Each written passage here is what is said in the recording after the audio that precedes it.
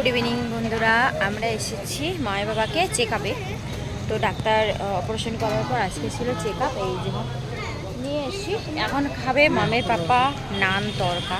Actually আমারও ইচ্ছে ছিল, কয়েকদিন থেকে ইচ্ছে করছিল তরকা রুটি খাবো, কিন্তু যেহেতু মায়ের বাবার শরীর খারাপ ছিল আমরা আসতে পারিনি, তাই আজকে সবাই মিলে চলে এসেছি। এখন এসেছি চৌপতি পাগলা বাবাতে।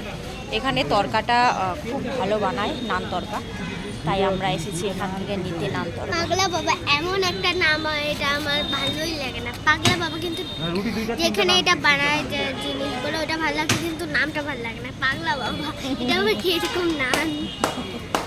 ওই যে পাগলা বাবা হোটেল পাগলা বাবা। এখানে এই যে ওদিকে একটা হোটেল আছে, চলো দেখো। এখানে কি হচ্ছে গো? নান এইটা এখানে বানাচ্ছে নান। এই যে বাবা গরম হিট।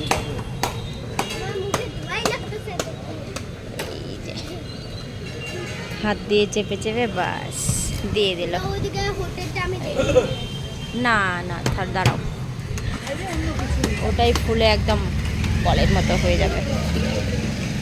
চলো, আমাদের প্যাকিং কমপ্লিট হয়ে গেছে। ফ্ল্যাট দেওয়া একটা, হ্যাঁ ফ্ল্যাট দাও।